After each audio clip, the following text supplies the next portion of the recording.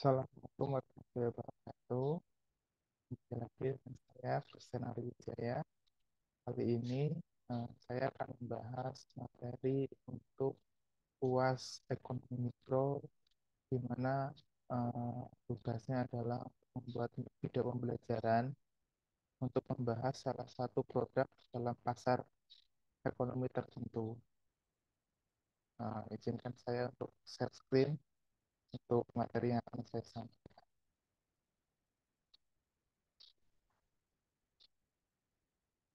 Ya, kali ini sesuai dengan tugas yang diberikan mata kuliah ekonomi mikro oleh dosen Pak Joko Suharyanto, SE, MMCPUD.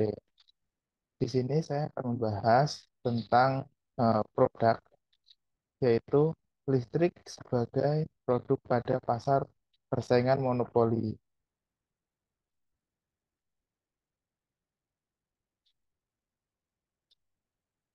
Nah, adapun pengertian pasar monopoli tersebut itu sendiri adalah pasar monopoli adalah salah satu bentuk pasar di mana hanya terdapat satu penjual yang menguasai pasar. Dalam pasar monopoli, biasanya hanya ada produsen yang bisa menetapkan harga-harga produknya. Di pasar monopoli, faktor seperti lisensi dari pemerintah, kepemilikan sumber daya, hak cipta, dan hak paten, hingga biaya awal yang tinggi membuat suatu entitas menjadi penjual tunggal barang. Jadi untuk menguasai pasar monopoli ini, kita butuh bukan hanya biaya, tapi segala sesuatunya di sini termasuk lisensi, kepemilikan sumber daya, dan lain-lain tuh cukup besar di sini. Kita lanjut. Pada dasarnya, Indonesia sendiri melarang produk praktik monopoli. Hal ini hal tersebut tercantum pada Undang-Undang Nomor 5 Tahun 1999 tentang larangan praktik monopoli dan persaingan usaha yang tidak sehat. Kendati demikian, ada beberapa praktik monopoli yang diizinkan oleh undang-undang. Umumnya, perusahaan ini memproduksi barang dan jasa yang terkait dengan kebutuhan vital masyarakat. Nah, untuk pembelajaran kali ini, saya mengambil contoh adalah listrik, di mana listrik di Indonesia ini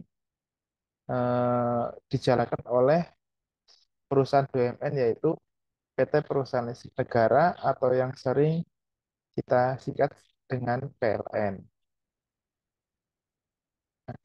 Kenapa listrik dianggap sebagai produk monopoli? Nah, di sini kita mempunyai ciri-cirinya. Listrik dianggap sebagai produk di dalam pasar monopoli dikarenakan memiliki ciri-ciri sebagai berikut. Hanya ada satu penjual sebagai pengambil keputusan. Yang kedua, banyak pembeli dikarenakan penjual lain tidak dapat menjual barang yang sama atau barang yang sejenis. Yang ketiga, adanya hambatan untuk masuk pasar. Yang keempat, pasar monopoli adalah industri satu perusahaan. Yang kelima, produk monopoli tidak memiliki barang pengganti. Yang keenam, promosi atau iklannya kurang dibutuhkan. Lanjut. Nah, kebutuhan listrik di Indonesia sendiri setiap tahun tuh memiliki selalu meningkat dari tahun ke tahun. Hal ini yang membuat eh, perusahaan monopoli ini untuk menyediakan listrik harus sangat-sangat diperhatikan. Misalnya di tahun 2015 kebutuhannya adalah 36.787 megawatt. Di tahun 2019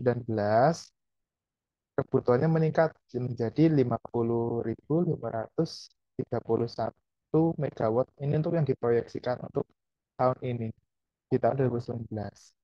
Dan untuk di tahun 2024 sendiri, proyeksi kebutuhan listriknya untuk Indonesia untuk keseluruhan ada sekitar 74.536 megawatt, di mana pada saat ini baru sekitar 50.000 megawatt yang tersedia, dengan target tumbuhan listriknya ada 8,7% per tahun. Dalam 5 tahun dibutuhkan tambahan 35.000 megawatt.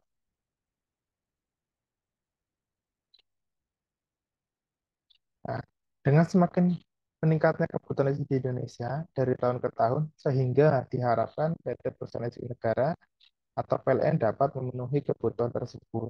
Dikarenakan PLN menjadi satu-satunya perusahaan yang memonopoli untuk kebutuhan listrik nasional. Penerapan kebijakan-kebijakan dari pemerintah juga diperlukan dalam mengawasi kegiatan perusahaan tersebut. Jadi, walaupun mereka memonopoli, tapi peran pemerintah ini tidak bisa dikesampingkan. Jadi, tetap harus ada pengawasan, baik secara eh, jalannya usaha ataupun penyaluran barang atau produk tersebut ke masyarakat tepat sasaran atau tidak. Nah, peraturan pemerintah juga di sini adalah memastikan pertumbuhan ekonomi menjadi cepat dan efisien.